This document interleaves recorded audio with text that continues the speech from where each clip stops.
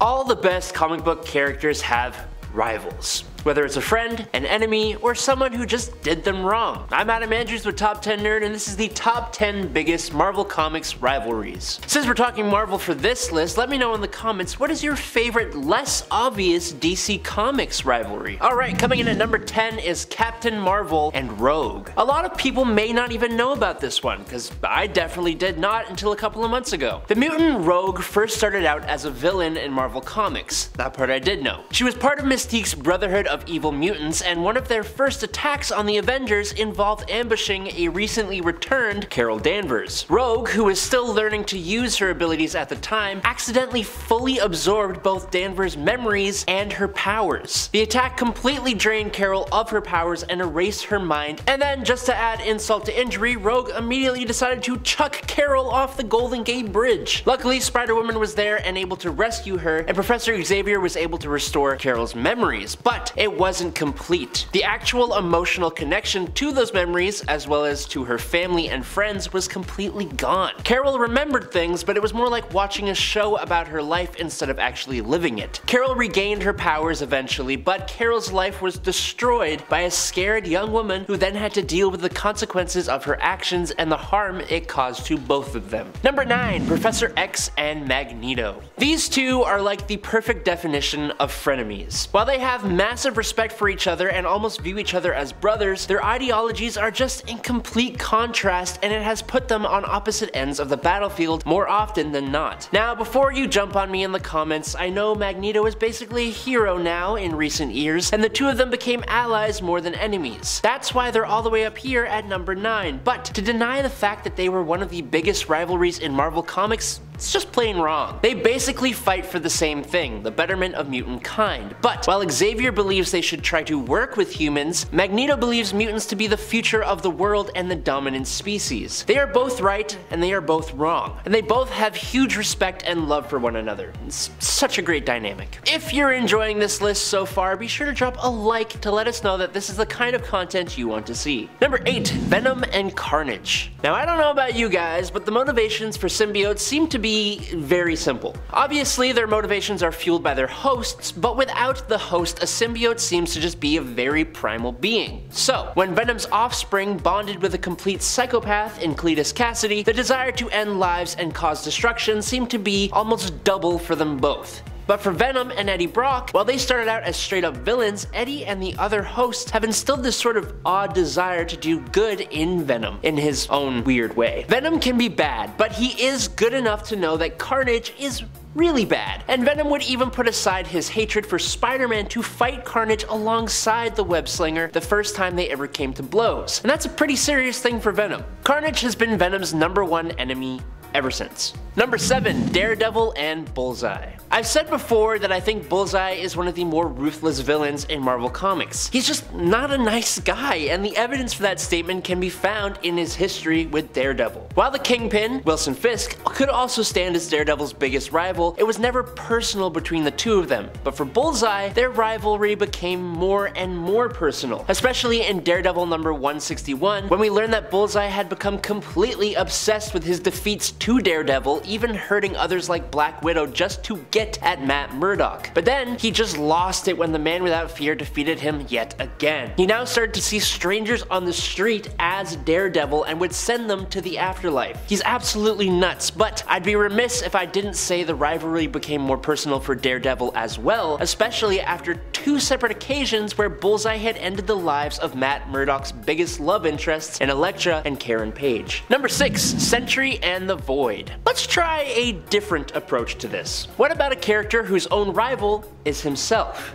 or an aspect of himself? Honestly, with the sheer level of power possessed by the Sentry, it almost makes sense for his main rival to be his darkest aspect, the Void. When Robert Reynolds injected himself with an experimental golden Sentry serum, an offshoot and supposed improvement of the super soldier serum, he gained the power of 1,000,000 exploding suns and became one of the world's greatest superheroes. Until the Void arrived. The Void nearly took out Sentry's sidekick, Scout, it drove the Hulk into a rampage and took the lives of over 1 million people in Manhattan. When Reynolds realized this was his own dark persona, he enlisted Doctor Strange and Reed Richards, and together they wiped the memory of Sentry from everyone in the world, including themselves. Let me know a character who you think could be a better rival for the Sentry, other than the Hulk, down below. Okay, number 5. Wolverine and Sabertooth. Where Xavier and Magneto are frenemies, these two are essentially mortal enemies, and they take it to an insanely violent level. Honestly, I feel like a lot of this is just because of Sabertooth. Like, Logan seems like he just wants to live a peaceful life, and Sabertooth just comes out of nowhere, multiple times, to ruin that. It's almost frustrating, but they wouldn't be the same if their rivalry did not exist. They actually started out as friends in the beginning, and then, on orders from another bad guy, Sabertooth brought Logan's girlfriend to an end on Logan's birthday.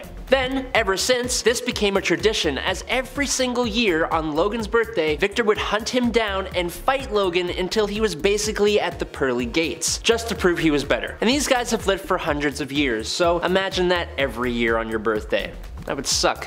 Number 4. Thor and Loki. Thanks to the MCU making Loki so damn likable, this rivalry became a bit more suppressed in recent years, but this rivalry goes back before pretty much anything else. These guys are literally gods and have been around for essentially thousands of years. It all began with childhood pranks, as Thor was exceedingly proud and Loki is the trickster god, but Loki's schemes would become more and more intense and endangering as they grew up. Loki trying to bring Thor into trouble and battle by manipulating the Hulk is the whole reason Thor joined up with the Avengers and the team was formed in the first place. There is also the fact that Loki would be the cause of Ragnarok, the fated apocalyptic event that brings the end of Asgard. You can't really find a rivalry that's outlasted this one, as it is quite literally myth and legend. Number 3. Reed Richards and Dr. Doom. Nothing like a good old college rivalry to keep you sharp and on your toes. If Victor Von Doom and Reed Richards, two of the smartest men in Marvel Comics, had teamed up together or tried to encourage one another, the world would probably be a utopia. Unfortunately, Dr. Doom is one arrogant guy, and he is much more theoretical, famous for using magic and mysticism alongside his genius, whereas Reed is incredibly practical. Reed also seems to not respect boundaries, as in college, he read his rival's research on trying to save his own mother and then proceeded to tell Doom all the ways it wouldn't work. Doom's arrogance led him to dismiss Reed, and then it turned out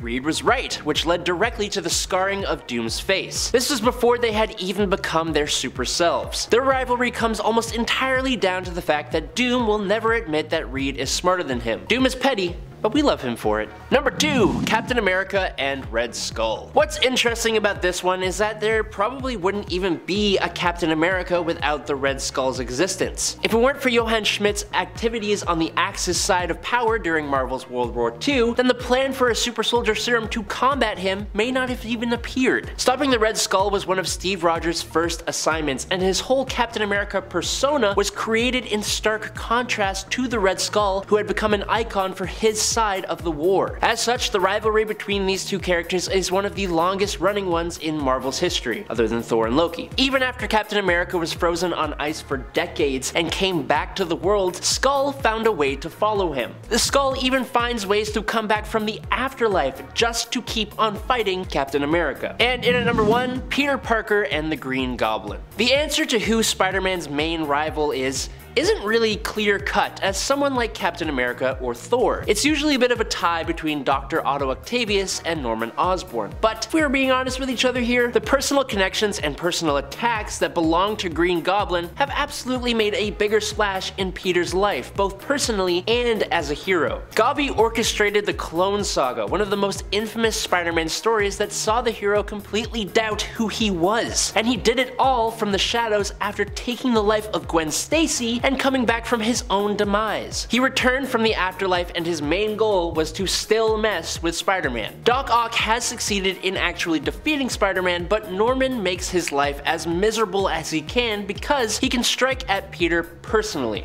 Today, Norman has made a change to become a hero as the Gold Goblin, but in the very first issue, you get the vibe that that won't actually last. Alrighty, that's all the time I've got left. I'm Adam Andrews, this is Top 10 Nerd, thanks for watching, and peace out, nerds.